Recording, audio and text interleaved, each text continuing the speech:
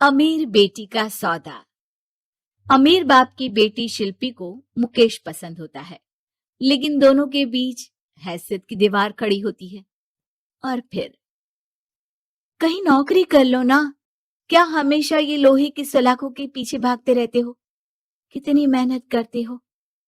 शिल्पी, नौकरी से कुछ नहीं होगा। तुम लोगों की हैसियत तक पहुंचना है तो अपना ही बिजनेस करना पड़ेगा, वरना तुम्हारे पापा किसी और से तुम्हारी शादी करवा देंगे। अच्छा, ऐसे किससे करवा देंगी? मैं तो तुमसे ही शादी करूंगी। बोल दिया तो बोल दिया, बस। मुकेश उस बेचारी को समझाता भी तो क्या। दुनिया के रीति रिवाजों से काफी दूर थी शिल्पी। भले ही बड़े बाप की बेटी, लेकिन सादगी इतनी कि क्या कहना। बेटा शिल्पी, कल तुमको देखने लड़के वाले आने वाले हैं, तैयार रहना।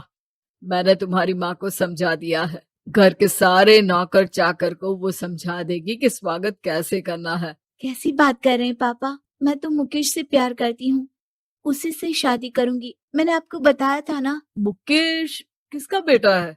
वो स्टील किंग सिंघानिया का, या वो जो बड़े ज्वेलरी वाले हैं मेहता, उनका? नहीं नहीं पापा, अ, वो अपना ही काम करता है, लेकिन एस्टेब्लिश नहीं है अभी। पापा, वो आपके पास तब आएगा जब कुछ बन जाएगा। आप प्लीज थोड़ा सा वक्त दे दीजिए। पिता को शिल्पी की बात पर गुस्सा आ जाता है। वो उससे कुछ नहीं कहते और शिल्पी की माँ के पास जाते हैं। ये संस्कार देकर बड़ा किया तुमने शिल्पी को, और कैसे मैं किसी भिखारी के साथ उसकी शादी कर दूं? कौन है ये मुकेश?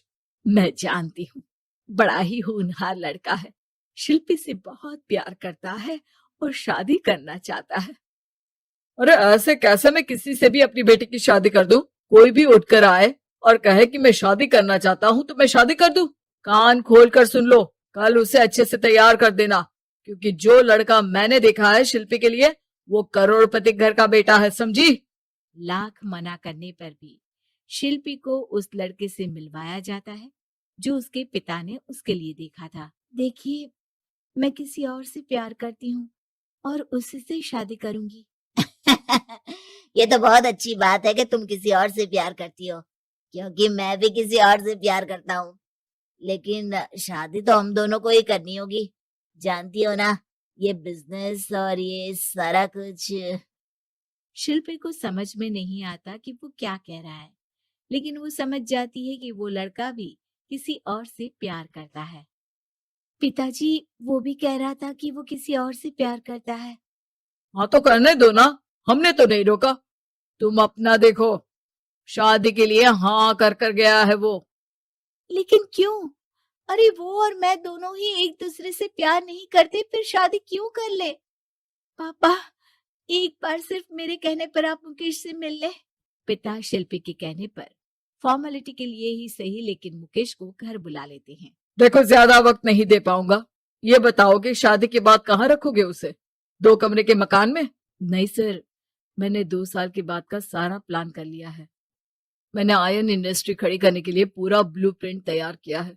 मेरी खुद की जगह है दादाजी की। बस थोड़ा फंड का अरेंजमेंट हो जाता तो काम शुरू कर देता। अच्छा, मतलब तुम यहाँ फंड रेज करने आए हो? मुकेश समझ जाता है कि उसके पिता शिल्पी की शादी उससे कराने के मूड में नहीं है। फंड आप कभी दे भी नहीं पाएंगे मुझे तो सिर्फ शिल्पी चाहिए। मैं उसके बिना नहीं रह सकता सर। मैं उसे बहुत खुश रखूंगा। वो तो हर पति का धर्म होता है। वो तो मैं किसी से भी उसकी शादी करा दूं, वो उसे खुशी रखेगा। लेकिन देखो, मैं ज्यादा बात को घुमाना नहीं चाहता। वो बड़े घर की लड़की है, उसे काम काज की आदत नहीं। अभी वो समझ नहीं रही, लेकिन तुम तो समझो। मैं किसी भी हालत में शिल्पी की शादी तुमसे नहीं करवा सकता। मुकेश पिता से लाख मन्नतें करता है, लेकिन वो नहीं मानते। शिल्पी की शादी उस अमीर लड़के से हो जाती है। शादी के बाद क्या हम लोग मेरी माँ के घर चले? मुझे उन लोगों की बहुत याद आ रही है। हाँ हाँ, जाओ जाओ। वैसे भी आज मैं अपनी गर्लफ्रेंड के साथ मसूरी जा रहा हूँ, तुम जा सकती हो। कैसी बात कर रहे हैं? अब हम लोगों की शादी हो गई है, आप कैसे किसी और लड़की के साथ जा सकते हैं? अरे मैंने तो तुम्हें शादी के पहले ही बता दिया था कि मेरी कुछ गर्लफ्रेंड्स है।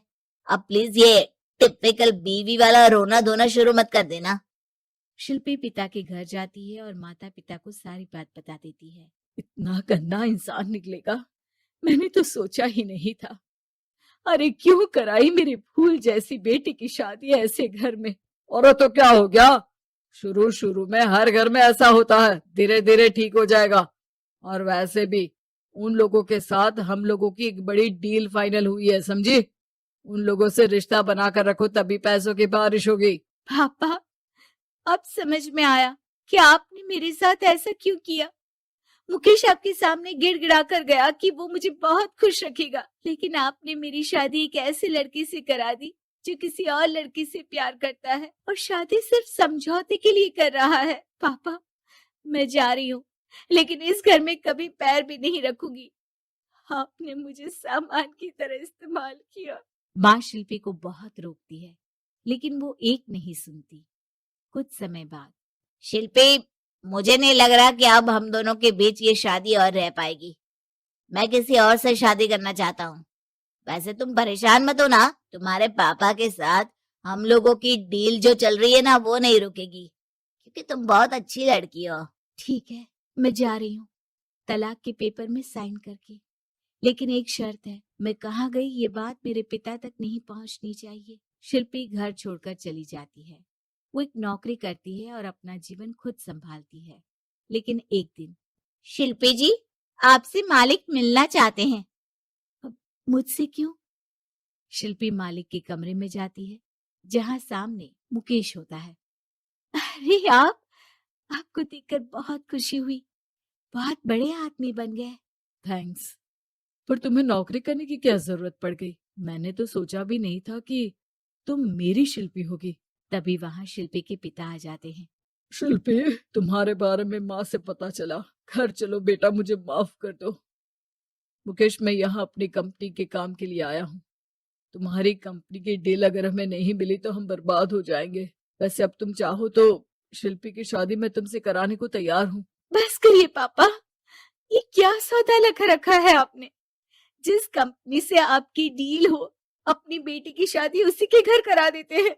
शिल्पी मुकेश से माफी मांगती है और वहां से जाने लगती है कि मुकेश उसे रोक लेता है। रुको शिल्पी, ये सब कुछ तुम्हारे लिए है। ये कंपनी, ये नाम सिर्फ तुमसे शादी करने के लिए ही खड़ा किया था। मैं आज भी तुमसे बहुत प्यार करता हूँ।